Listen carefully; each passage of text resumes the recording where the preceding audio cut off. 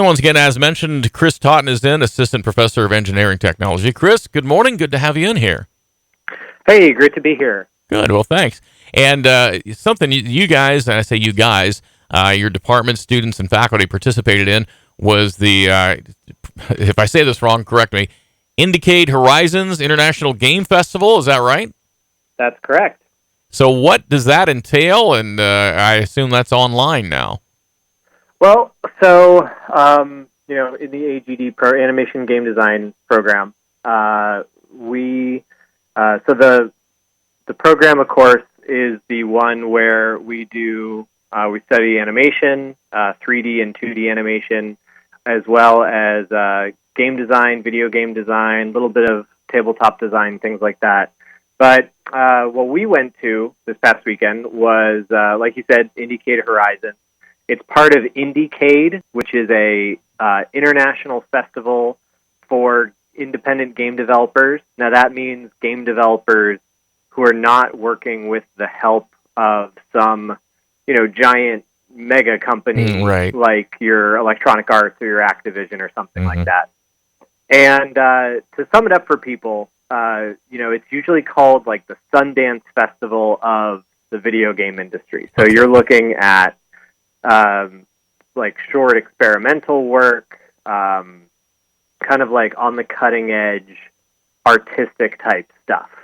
So this Horizons program, and I found it through, because I get like Indicate's newsletter, but the Horizons program is a program specifically for schools with game design programs, which we are. And, so they had a big call to participate, and we reached out to them and they talked us through the process of getting signed up and everything. So, we submitted a bunch of student games, and they were incredibly well received. Great. How many students are involved right now, or were involved in that? Let's see. 1, 2. No, sorry. 4, 5, 6, 7, 8. So we're getting quite a few. At least like 20 to 30 Oh, wow. students. Okay. So we had, 1, 2, 3, 8 games submitted to them, and then, like I said, that's all told, probably like 25 to 30 students who worked on those games. Right, and so you say they were well received. What was the purpose then, besides seeing how those matched up? Were you able to find other ideas, obviously, to maybe incorporate into new projects? Well, so the big goal here was really to give the students an opportunity, to show their work to outside, people outside the university, and have public eyes on their game, which is really important when you are doing works like this. Yeah. Especially for somebody who is trying to start their career. We try to really help them find context where they are going to be able to get their work in front of people and get noticed. And obviously, again, with this being such a high-profile international event, other schools involved were University of Southern California, which has like one of the great old game development programs, Abertay University from Scotland, University of Malta. So, there were schools ranging from, us, Miami of Ohio, and others more locally, to national and international.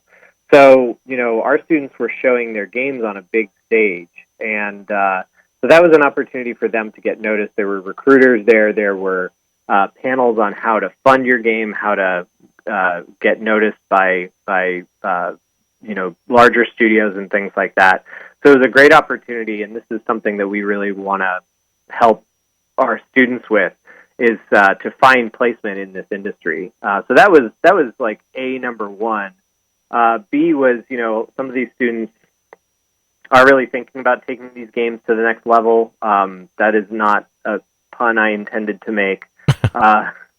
but they really want to keep developing these games. So again, showcasing them and getting feedback is a really important part of that. And then, frankly, it's just the confidence boost of seeing how well their work stacks up against other places. I'm very biased. I'm going to start with that disclaimer, but I think we made a really strong showing among these other programs. One of when they did the newsletter, advertising like, "Hey, come and watch this event over the weekend." A Kent State game was used as one of the pictures for that advertising. Great. We got some of the most positive feedback. We had one of our games called Read the Robotanist, which the students presented that to a panel of industry judges, and their game, I think, came out with some of the best feedback of all the other games. They were incredibly impressed. And then another game, Call of Darkness, that was chosen for the hour-long stream on Sunday via Twitch TV, and the team there made a great showing, both with a really impressive game, but also leading this awesome discussion of everybody in chat. So on like the psychology of game design. So it was, I think, Kent State really made its mark. Well, and obviously they learned that all here. You mentioned the placement within the industry. Are there still a lot of opportunities there? I always tell students to keep a realistic mind. Not Blizzard can only get so many employees, right? Right. But at the same time, this is a wide-ranging field, and I think this is another reason why you go to stuff like this, is that it gives you perspective. When you're just going to Best Buy and picking up whatever is like the latest thing on the console you own, that's all you ever see, right? But there are games that train people for jobs. There are games that educate. There are games that are pieces of art. There are games that are, all these not quite commercial, as in, like, again, you're not like in a GameStop or a Best Buy, but also, but you might still be like doing things for clients and things like that. So all of these training simulation games, all of these art games, things like that, this is an opportunity to see what those other sectors are. And I even participated in a panel of faculty in other schools that was what everybody was talking about, was like, we try to teach the cross-section of sectors of the industry so our students are savvy enough to know what the actual, job landscape looks like. It's not just, trying to tackle each other for like the last job on the Activision page or something like that. Right. You can make a career out of this. Yeah. Well, it's certainly interesting, and I would think a lot of people would like to know more about that.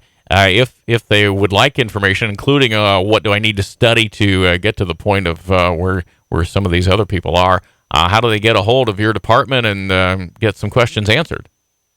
So, if you go to the Kent State Tuscarawas website, which is kent.edu/Tusk, and if you add another / to that and type in animation-game-design, that's where they can find us. You can also email me, because I'm one of the program coordinators. That's Chris Totten at ctotten, Totten, at kent.edu. And, I'm happy to help people with, their questions and